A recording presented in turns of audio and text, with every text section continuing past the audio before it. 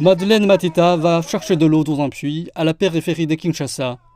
Elle habite Salambao, un quartier densément peuplé qui manque d'eau potable. Nous utilisons cette eau pour cuisiner, laver nos vêtements et faire du thé. Nous ne la buvons pas parce qu'elle n'est pas propre. Les canalisations d'eau de notre région ont été bouchées en 1990. Nous devons aller chercher de l'eau potable dans des endroits très éloignés, comme Bandal.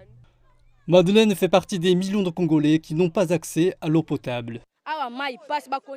Nous avons une crise de l'eau dans notre région. Nos dirigeants ne se soucient pas de nous. Ils ne viennent jamais ici pour voir ce que nous traversons. Ils vont seulement dans d'autres endroits où ils ont aidé à fournir des services publics. Nous devons grimper des collines escarpées en portant cette eau sur nos têtes.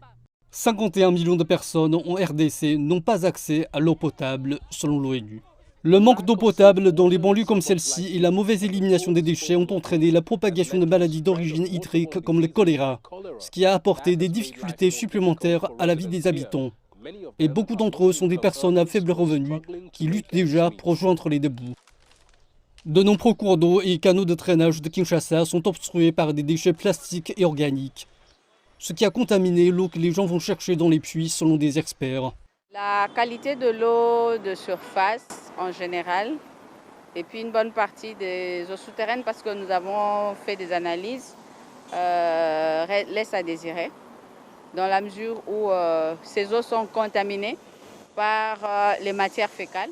Certains analystes ont attribué la crise de l'eau à Kinshasa à la croissance rapide de la population de la ville, qui n'a pas été compensée par des services d'eau et d'assainissement.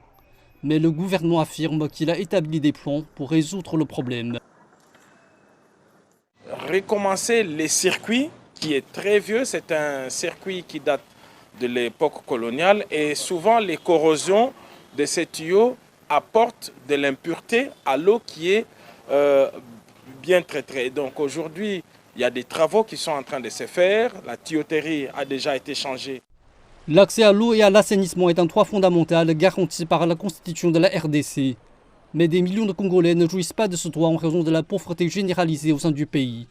Si des organisations humanitaires internationales soutiennent Kinshasa pour renforcer l'accès à l'eau potable, pour ces femmes qui vivent à la périphérie de Kinshasa, marcher de longue distance à la recherche de l'eau potable est tout ce qu'elles peuvent faire en attendant que l'aide arrive dans leur région.